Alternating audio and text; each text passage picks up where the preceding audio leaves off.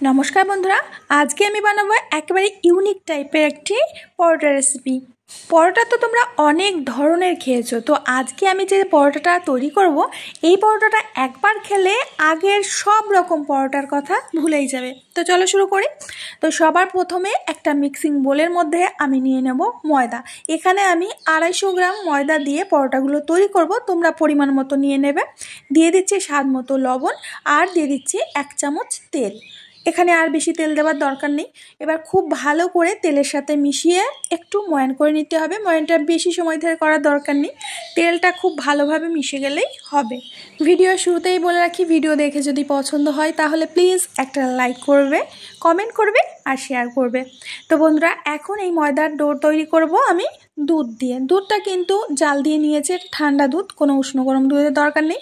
দুধের পরিবর্তে তোমরা এখানে জল দিয়েও ময়দাটা মেখে নিতে পারো। বন্ধুরা, দুধটা একেবারে ঢেলে দিতে যাবে না, অল্প অল্প করে দুধ দিয়ে আমাদের ডোটা মেখে নিতে হবে। আর ডোটা একেবারে সফট করে মাখতে হবে, কিন্তু নরম যাতে না হয় সেদিকে আবার খেয়াল রাখতে হবে। বন্ধুরা, আশা করছি আজকের রেসিপিটাও তোমাদের অনেক অনেক ভালো লাগবে। ভিডিওটা যদি ফেসবুক থেকে দেখে থাকো প্লিজ ফলো করবে, ইউটিউব থেকে দেখে থাকলে সাবস্ক্রাইব করবে, পাশে থাকা বেল বাটনের অল অপশানে ক্লিক করবে। তো বন্ধুরা, তোমাদের আমি দেখিয়ে দিচ্ছি ময়দাটা ঠিক কেমনভাবে মাখতে হবে, মানে কতটা সফট রাখতে হবে। আর নিশ্চয়ই তোমরা দেখতে পাচ্ছ ময়দাটা বেশ কিছুক্ষণ ধরে মাখতে মাখতে সুন্দর সফট হয়ে গেছে। আর এরকমই ময়দাটা মেখে নিতে হবে। তো এখন এই ময়দাটাকে আমরা রেস্টে রেখে দেব 10 মিনিটের জন্য।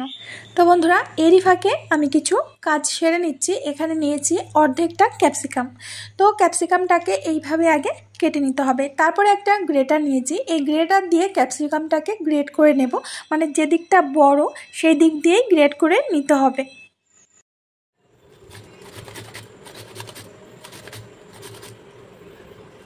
হাতের কাছে ক্যাপসিকাম না থাকলে এটাকে স্কিপ করতে পারো। এখন আমাদের লাগবে পেঁয়াজ।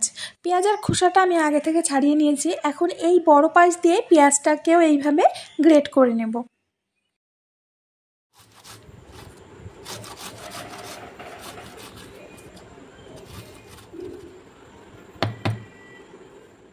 এখন লাগবে একটা টমেটো।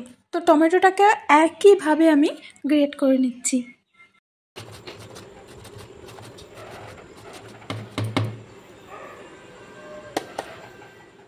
সাথে নিয়েছি 2 টুকরো চিজ। তো চিজটাকেও এইভাবে গ্রেট করে নিতে হবে। বন্ধুরা, ভীষণই ইউনিক একটা পরোটা রেসিপি, তোমরা অবশ্যই একবার ট্রাই করবে। আমি কথা দিচ্ছি তোমাদের ভীষণ ভীষণ পছন্দ হবে। তো আমি চিজটাকেও এইভাবে গ্রেট করে নিয়েছি। তো এখন এই সমস্ত কিছু একটা বোলের মধ্যে আমি তুলে নেব। এখন এর মধ্যে দিয়ে দেব 1/2 চামচ অরিগ্যানো, আর দিয়ে দেব 1/2 চামচ গোলমরিচের গুঁড়ো, দিয়ে দিচ্ছি স্বাদ মতো লবণ। লবণটা একটু কমই দেবে। আর দিয়ে দিচ্ছি চিলি ফ্লেক্স। এবার আমি আন্দাজ করে 2 থেকে 3 চামচ টমেটো কেচাপ দিয়ে দেব। ভালো করে এগুলোকে এর সাথে মিশিয়ে নিতে হবে। আমরা যেহেতু এখানে চিজ দিয়েছি আর চিজটা একটু নোনতা থাকে, লবণটা একটু কমিয়েই দেবে। তো বন্ধুরা, 10 মিনিট মতো হয়ে গেছে। তো এখন আমি দেখে নেব ডোটা কতটা সফট হয়েছে। দেখতে পাচ্ছ ঠিক এরকমটাই হতে হবে, এর থেকে যেন নরম না হয়ে যায় বা এর থেকে শক্ত না হয়ে যায়। এখন ডোটাকে আরও একটু মেখে নিচ্ছি।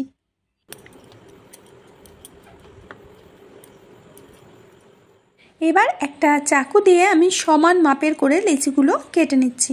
সমান মাপের তো হবে না, তো আমি চেষ্টা করছি যে যাতে সবকটাই সমান হয়, একটু ছোট বড় হলে সমস্যা নেই। আর বন্ধুরা, তোমরা চাইলে ময়দার পরিবর্তে আটা দিয়েও এই পরোটাটা তৈরি করতে পারো। অনেকে ময়দা খেতে ভালোবাসে না, পছন্দ করে না, হেলথের পক্ষে ময়দাটা খুব বেশি একটা উপকারীও নয়। তো এখন আমি এটা একটা রুটি বেলে নেব।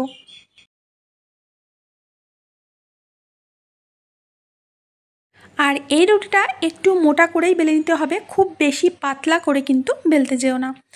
এখন এর মধ্যে আগে থেকে তৈরি করে রাখা মশলা দিয়ে দেব। পুরো রুটিটায় হালকাভাবে ছড়িয়ে দিতে হবে, মানে একটু পাতলা করে ছড়িয়ে দেবে, বেশি মোটা করে দিতে যাবে না।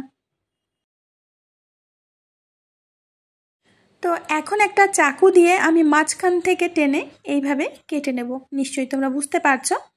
এবার এই রুটিটাকে এইভাবে রোল করতে থাকতে হবে। আর রোলটা ঠিকঠাকভাবে না করলে এই পরোটাটা কিন্তু খুলে যাবে, বেলার সময় একেবারেই খুলে যাবে, বেলতেই পারবে না।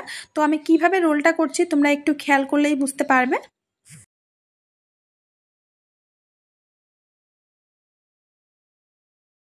আমি কাজটা ঠিক কিভাবে করছি সেটা একটু খেয়াল করলেই বুঝতে পারবে। তো এইভাবে হাতের সাহায্যে চেপে চেপে দিতে হবে।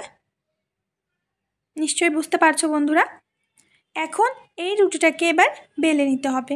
তো একটু ময়দা ছড়িয়ে দিয়ে হালকা চাপ দিয়ে দিয়ে কিন্তু রুটিটাকে বেলে নিতে হবে। খুব বেশি চেপে চেপে রুটিটাকে বেলতে যাবে না, তাহলে ভেতরে যে মশলাগুলো আছে সেগুলো কিন্তু চাপের ঠেলায় বেরিয়ে যাবে।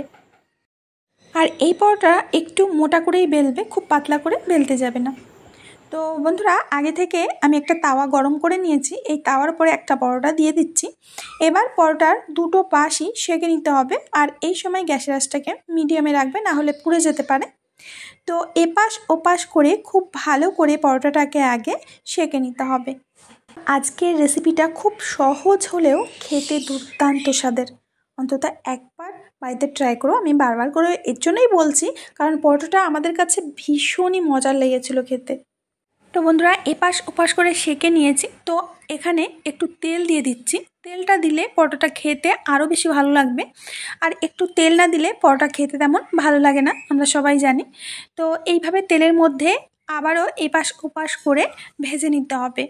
আর এই পরোটা কিন্তু ফুলবে না, যেভাবে আমরা রোল করেছি সেইভাবে কিন্তু কোনো দিনও পরোটা ফোলে না, এটা ফুলবে না, কিন্তু খেতে ভীষণ টেস্টি হবে।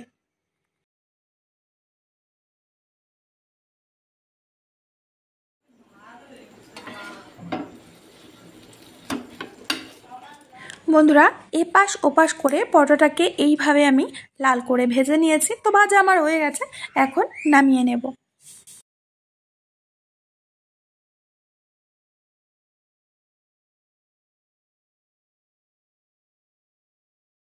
তো বন্ধুরা, একে একে প্রত্যেকটা পরোটা আমি ভেজে নিয়েছি।